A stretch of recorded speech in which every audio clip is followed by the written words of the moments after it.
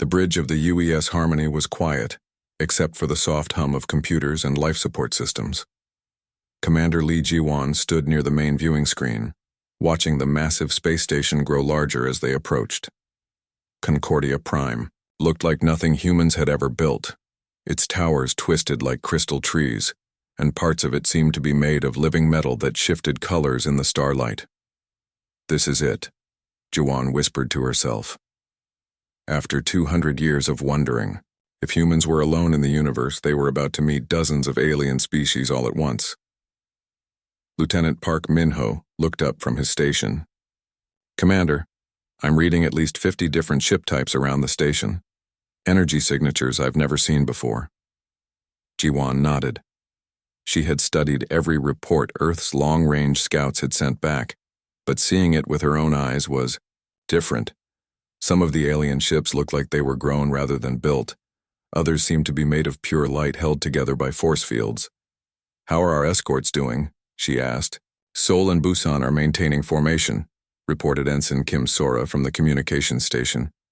"All systems green across the fleet." The 3 human ships had been chosen carefully for this mission. They were newer vessels, painted bright, white with blue diplomatic markings. Earth's leaders wanted to make a good first impression. What they didn't know was that their idea of a small diplomatic escort was already causing confusion among the alien observers. Inside Concordia Prime's control center, a being made of living crystal was studying readings from the approaching human ships. "Monitor Zektar," it said to its insectoid colleague. "Are you seeing these power signatures?" The Cathera officer's compound eyes reflected the data screens. "Yes, Monitor Velen. Their energy output is unusual. These read more like heavy cruisers than diplomatic vessels. Perhaps humans simply build their ships differently," Velen suggested, though uncertainty colored its harmonic voice. Back on the Harmony, Ji-won was receiving her first official communication from the Galactic Council. The alien voices came through the universal translators as a mix of musical tones, clicking sounds, and what seemed like whispered wind. "Welcome, humans of Earth," the message began. "We are honored to meet the newest sapient species to reach the stars. Please transmit your vessel specifications for our records as required by Council protocols." Ji-won looked at her science officer, Lieutenant Commander Han Junho. "Send them the standard package: displacement, crew numbers, power output, and defensive capabilities." "Should I mention the full weapons loadout?" Junho asked quietly. "Just the basics," Ji-won replied. "We don't want to seem aggressive on our first day." The data packet was transmitted to Concordia Prime, where it was immediately distributed to the various species' military analysts. What the humans had listed as basic defensive systems included weapons that could punch through most known armor types and power systems that could run entire cities. Commander Ji-won smoothed her dress uniform one last time as the docking procedures began. She had trained for this moment for 3 years, studying alien cultures and learning basic diplomatic protocols. Earth's best linguists, anthropologists, and diplomats had prepared her team for every possible scenario. Well, almost every scenario. The docking bay was enormous, easily large enough to hold ships 10 times the size of human vessels. As Ji-won and her team walked down the ramp from their shuttle, they got their first close look at the various alien species. The ethereals were beings of pure energy contained in shimmering force field bodies. They moved like living aurora, constantly shifting between different colors. The Zephyrians looked like walking crystal sculptures, their bodies refracting light into beautiful patterns. The Cathara resembled giant insects, but they moved with a grace that suggested high intelligence. "Welcome to Concordia Prime," said Chancellor Vexahai, a Zephyrian whose crystal body pulsed with warm golden light. "We have waited long to meet the people of Earth." Ji-won bowed slightly as her cultural training had taught her. "Thank you, Chancellor. We're honored to be here and excited to learn about the galactic community." The first formal meeting went better than anyone had hoped. The aliens were curious about human art, music, and literature. The ethereals were fascinated by human poetry, saying that human emotions created interesting energy patterns. The Cathera wanted to know about Earth's agriculture, and the Zephyrians loved human mathematical concepts. For their part, the humans were amazed by the diversity of alien technology and culture. Some species had evolved in gas giant atmospheres, others in the vacuum of space itself. Each had developed unique ways of understanding the universe. But while the diplomats talked and shared cultural gifts, the military analysts were having very different conversations in private chambers throughout the station.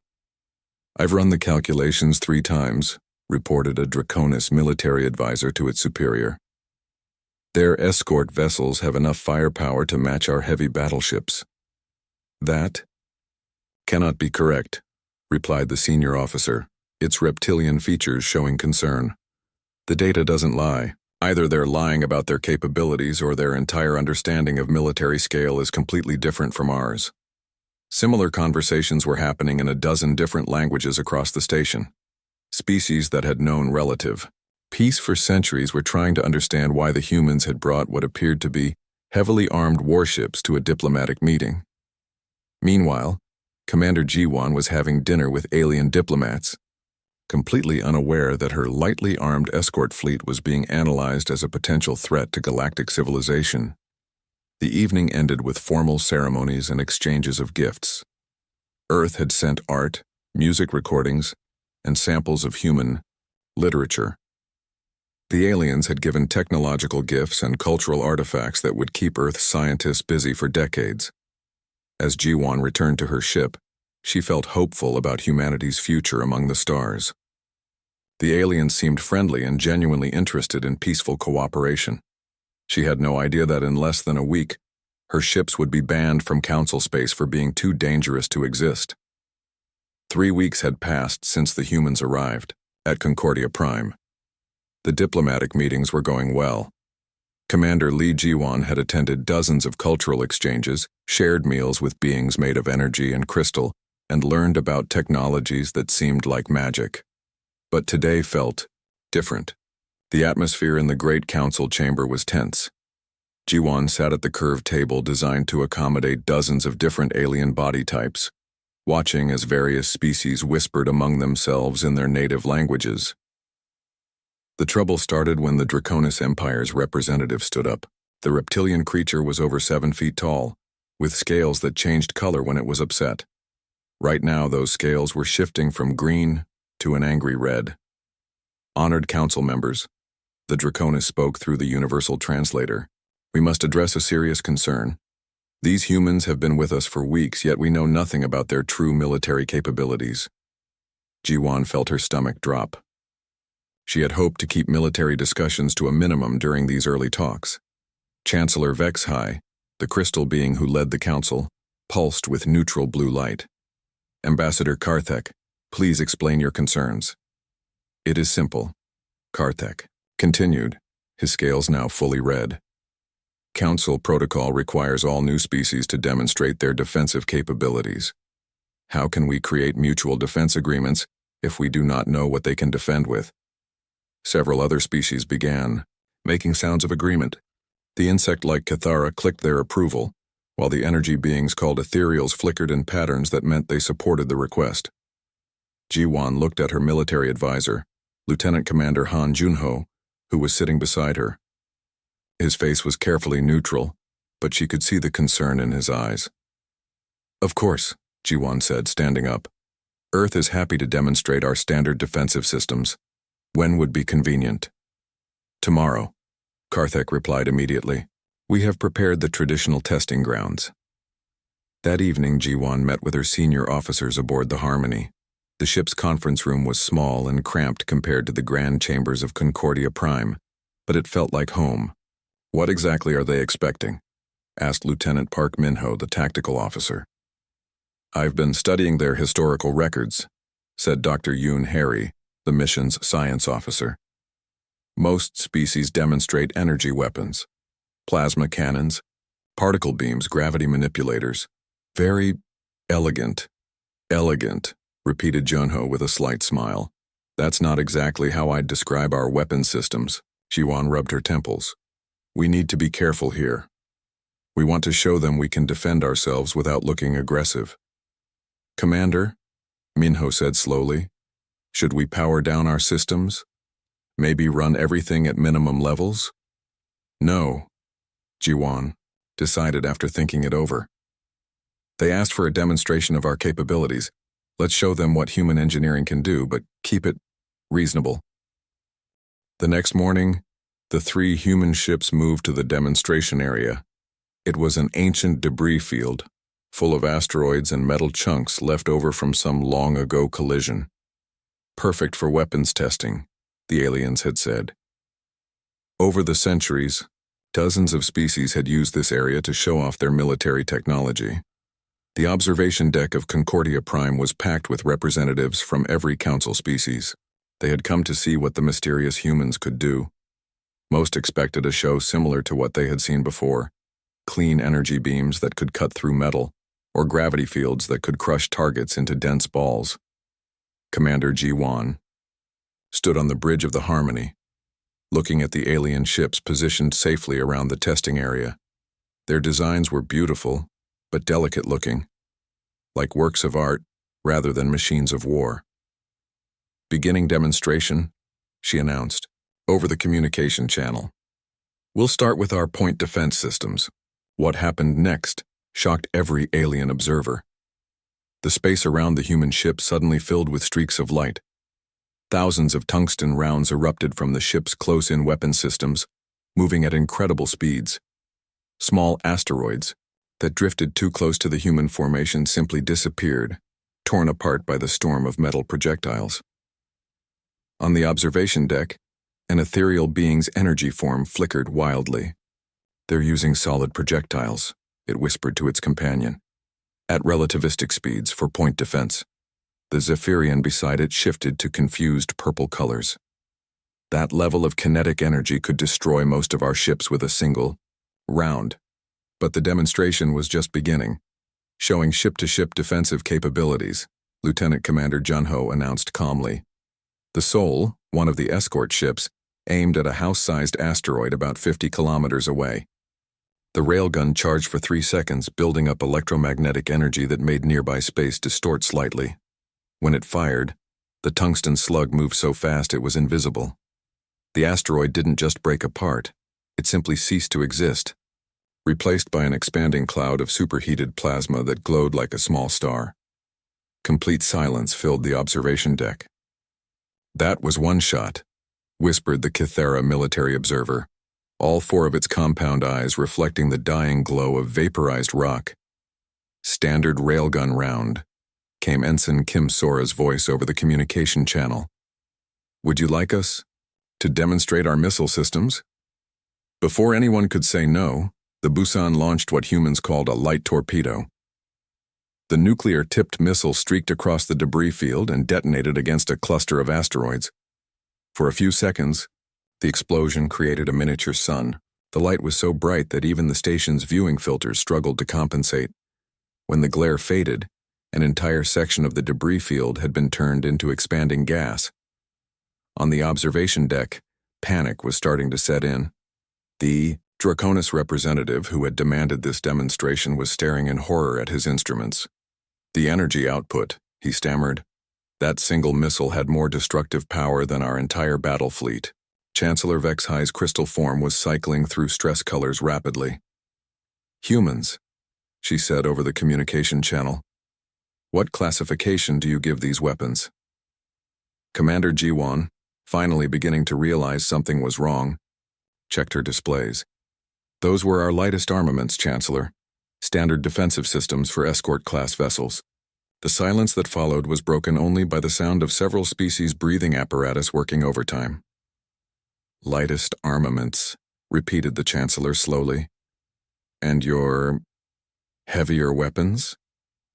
Jiwan looked at Junho, who shrugged slightly. Should we show them the Mac cannon? That was when the real trouble began. The alien observers on Concordia Prime had gone completely silent. Commander Lee Jiwan could see their ships through the viewing screen, all keeping what seemed like a much safer distance than before. Something was clearly wrong, but she wasn't sure what. Commander, Lieutenant Commander Han Junho said quietly, I think we may have impressed them more than intended. Through the communication channel, Chancellor Vexhi's voice came through with obvious strain. Humans, when you say lightest armaments, what exactly do you mean? Ji-Wan looked at her tactical displays. Everything seemed normal to her. We're operating our defensive systems at standard peacetime levels, Chancellor. These are the weapons we use to protect merchant ships and exploration vessels.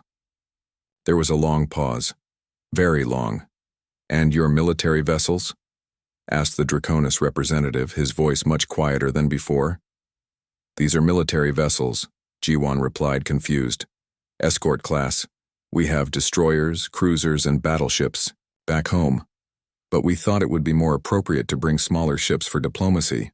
Another pause. This one even longer. Smaller ships, repeated the Chancellor slowly. Lieutenant Park Min-ho leaned over to Ji-Wan. Ma'am, I'm reading some very unusual energy signatures from the alien vessels. Their weapon systems are, well, they're much weaker than I expected. Ji-Wan was starting to understand. How much weaker? Our point defense guns have more firepower than most of their main weapons, Min-ho whispered. On the observation deck, panic was spreading among the alien representatives. The ethereal beings were flickering between colors so fast they looked like strobing lights. The crystal Zephyrians had turned deep red, which their species used to indicate extreme alarm. Council emergency meeting, announced Chancellor Vexhi. Immediately. But the demonstration wasn't over yet. The Draconis military advisor, despite his obvious fear, was still trying to do his job. Humans, he said, his voice shaking slightly. For our records, could you demonstrate your heavier defensive systems? Ji-Wan looked at her officers. Dr. Yoon Harry was studying readings from the alien ships, her face growing pale as she realized the same thing Min-ho had discovered. Commander, she whispered, I don't think they understand what they're asking for. Should we refuse? Junho asked. Ji-Wan thought about it. They had come here to build trust with these alien species. Refusing to show their capabilities might seem suspicious or unfriendly. One demonstration, she decided. But let's use the MAC, cannon at minimum power. The magnetic accelerator, cannon on the Harmony, began charging. It was designed to fire tungsten slugs at a significant fraction of light speed, using magnetic fields to accelerate the projectile through a long barrel. At full power, it could crack small moons. As the system charged, space around the human ship began to distort slightly. The massive energy buildup created gravitational effects that the alien sensors had never recorded before. Energy readings are off our scales, reported the Cathara observer, its compound eyes wide with terror. What are they doing? All ships, move to emergency distance, ordered Chancellor Vexhi. Now.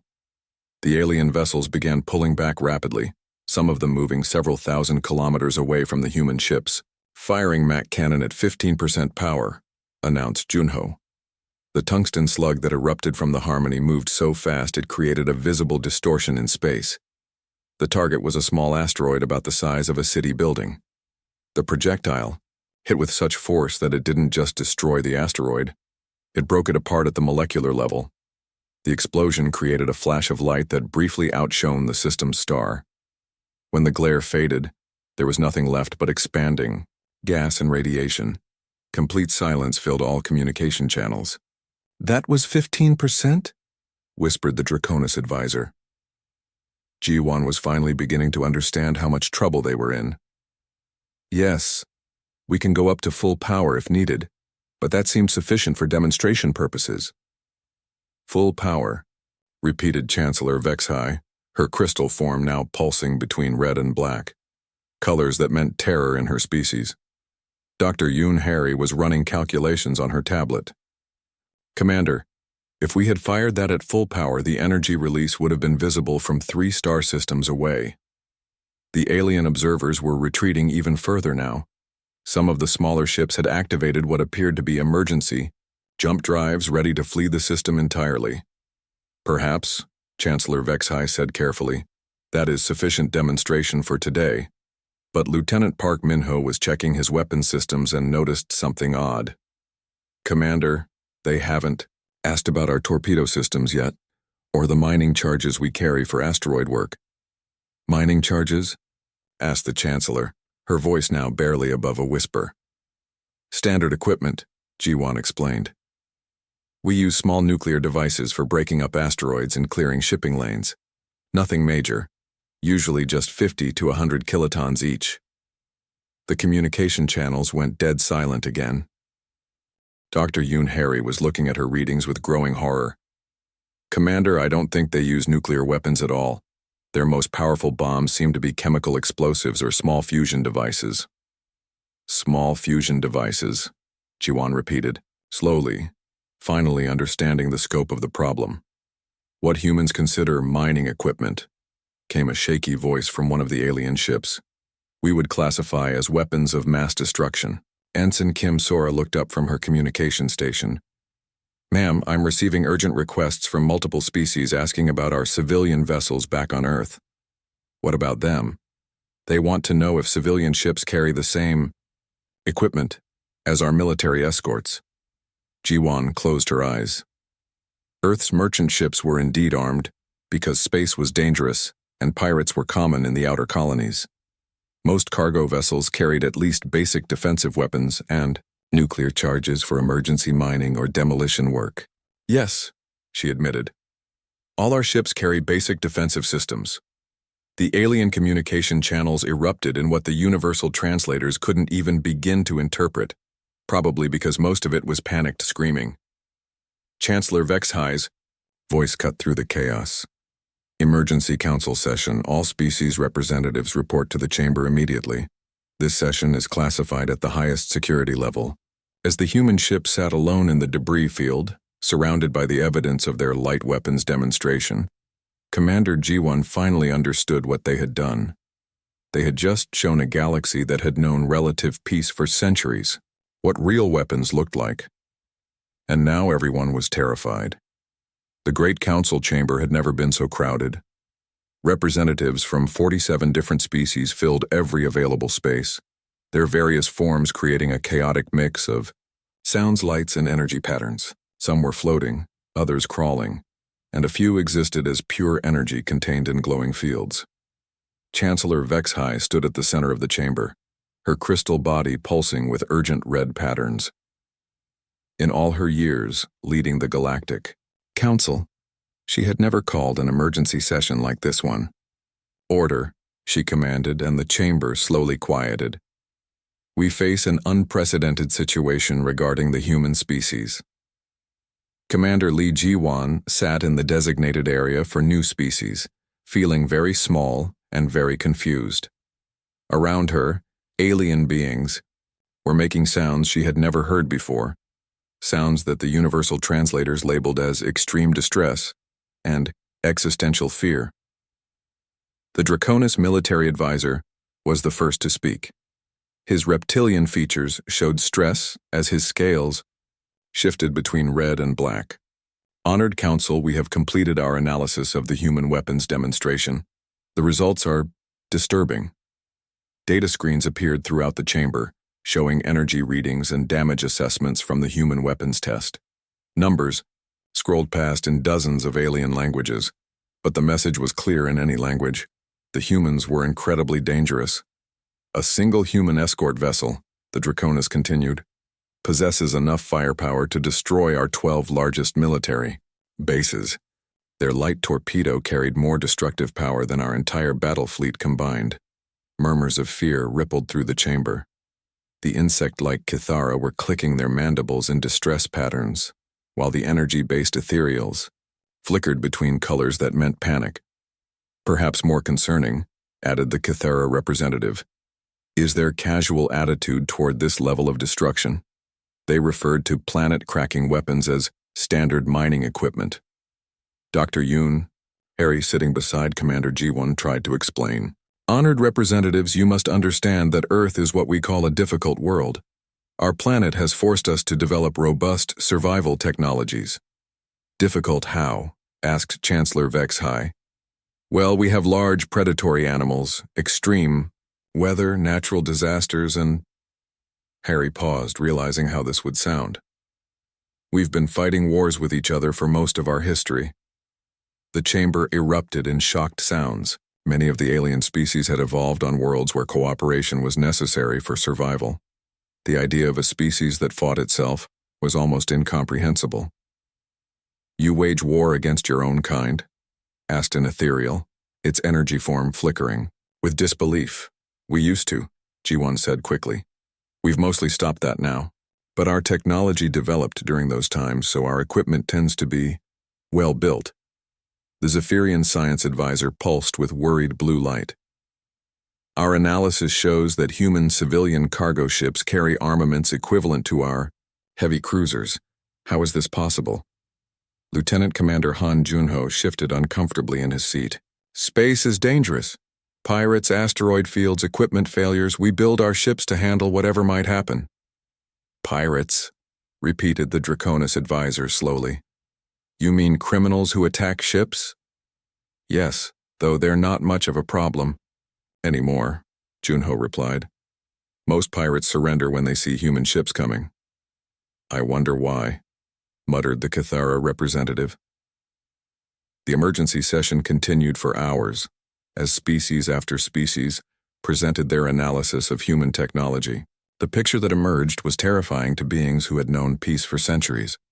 The ethereals had discovered that humans used antimatter for routine power generation. Most council species considered antimatter too dangerous to handle except in the smallest quantities, but humans had antimatter reactors powering their cities. The Zephyrians had analyzed human construction methods and found that humans routinely used nuclear explosives for mining and building projects. What they called controlled demolition involved enough explosive power to level entire alien cities.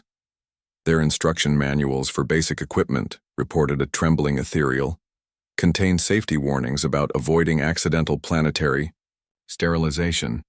They have safety protocols for preventing the destruction of worlds. Commander G1 was beginning to understand how different human and alien perspectives really were. Those are just common sense precautions.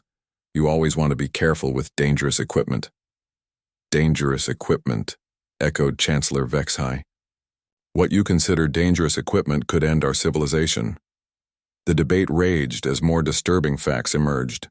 Earth's police carried weapons that could punch through most alien armor. Human emergency responders had access to tools that could cut through materials that council species considered indestructible. "Their children," whispered a Cathara observer, "learn mathematics using problems about ballistic trajectories and explosive yields." "That's just physics," Dr. Yoon Harry protested. "Math is math." But the final shock came when intelligence reports revealed the true scope of human military capacity. "According to their own records," announced the Draconis intelligence chief, "the vessels they brought here represent less than 1% of their total fleet. They have ships they classify as battleships that are 50 times larger than these escorts." The chamber fell completely silent. "They also possess weapons they call planet crackers," the intelligence chief continued. "We are unclear whether this is literal or metaphorical." "It's literal," Jawan admitted quietly, "but those are only for extreme emergencies, like clearing dangerous asteroids or dealing with hostile alien invasions." "Hostile alien invasions," repeated Chancellor Vexhai. "Well, we didn't know if you were friendly when we first detected your signals," Junho explained. "We had to be prepared for anything." The chamber erupted again as the implications sank in. The humans had come to this meeting prepared for war, even while seeking peace. Their idea of diplomatic vessels were more powerful than anything the Council had ever seen. Hours passed as the debate continued. Some species wanted to immediately attack humanity before they could become an even greater threat. Others argued that humans seemed peaceful despite their terrifying capabilities. "The question before us," Chancellor Vexhai finally announced, "is simple. Can the galaxy coexist with a species whose routine activities involve enough destructive power to end civilizations?" In the designated human section, Commander G1 and her team sat quietly, finally understanding that their attempt at peaceful contact had gone very, very wrong. They had come seeking friendship and trade. Instead, they had accidentally revealed themselves to be the most dangerous thing the galaxy had ever encountered. The vote was about to begin, and humanity's future hung in the balance. After 7 long days of debate, the Great Council Chamber was finally quiet. Representatives from 47 species had argued, discussed, and analyzed every aspect of the human situation. Now it was time for the decision. Chancellor Vexai stood at the center of the chamber, her crystal body glowing with formal blue light. Commander Li Jiwan sat with her team in the human section, feeling the weight of every alien gaze upon them. The Galactic Council has reached a unanimous decision, the Chancellor announced, her voice echoing through the vast chamber. Jiwan held her breath. Around her, Lieutenant Commander Han Junho and Dr. Yoon Harry sat perfectly still, waiting to hear humanity's fate. Effective immediately, Chancellor Vexai continued. Human military vessels are banned from all Council space. Jiwan felt her heart sink.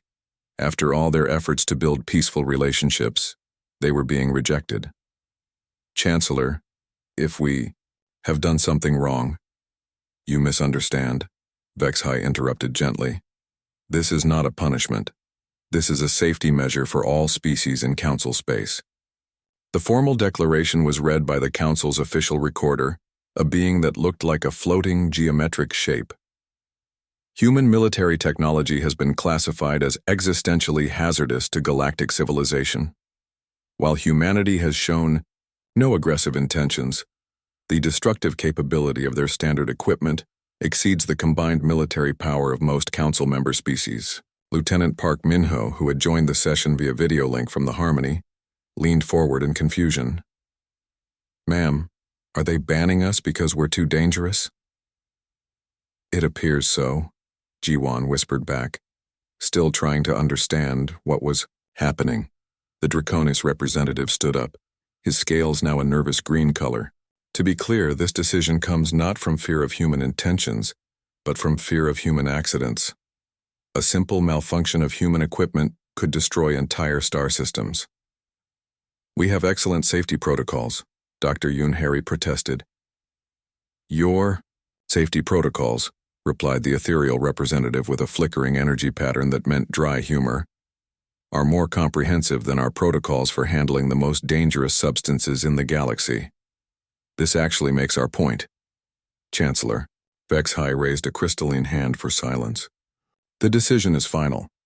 Human military vessels are prohibited from Council space. However, civilian human ships are welcome to trade and visit under proper supervision. What the Council didn't realize was that the line between military and civilian was quite blurred in human space.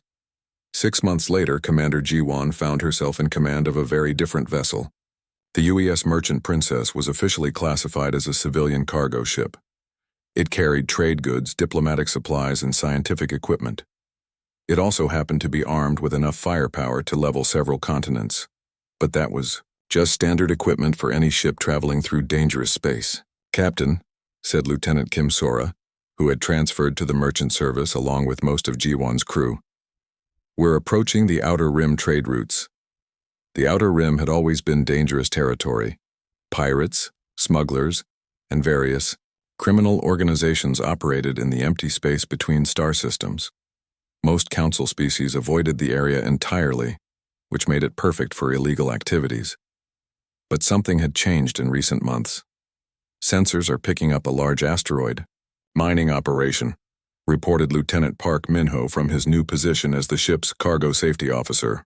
No signs of the Korvaxi pirates that usually control this area. Jiwan smiled. The Korvaxi pirates had been a problem for decades, attacking merchant ships and demanding tribute from anyone passing through their territory. But they had mysteriously disappeared shortly after human traders started using these routes. Captain, Sora said with barely hidden amusement, we're receiving a transmission from the mining station.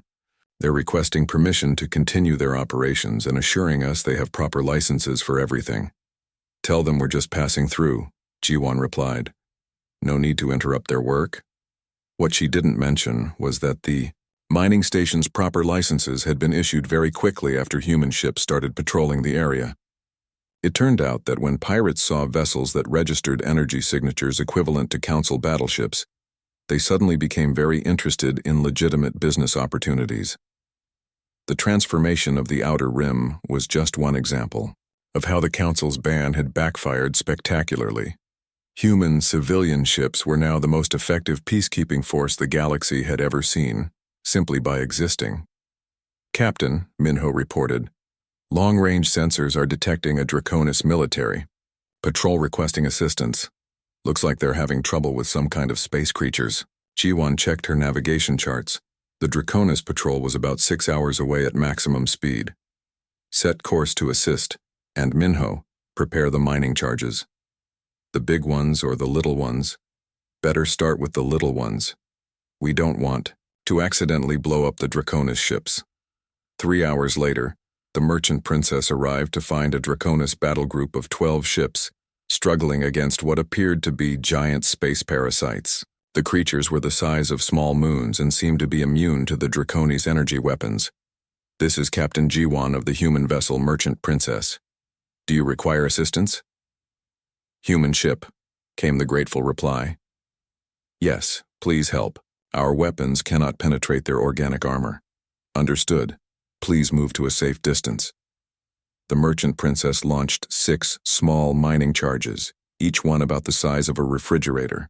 The nuclear explosions that followed lit up space for hundreds of kilometers in every direction. When the light faded, the space parasites were gone. "Problem solved," Jiwan announced cheerfully.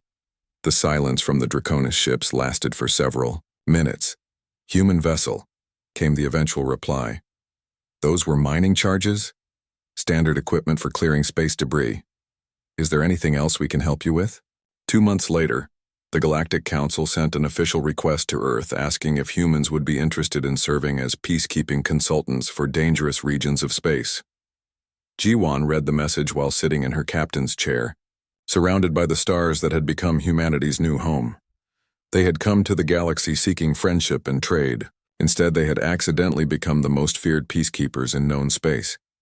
"Sora, send a reply to the Council. Tell them we'd be happy to help keep the peace." "Should I mention our consulting rates?" "Of course, and make sure they understand that our consultation comes with a full escort service." As the Merchant Princess continued through space, other ships gave them a respectful distance. Not because they were afraid of human intentions, but because they had learned to respect a species that considered planet-cracking weapons to be standard safety equipment. Behind them, the galaxy had become a much more peaceful place, protected by accidental guardians who just wanted to be friends.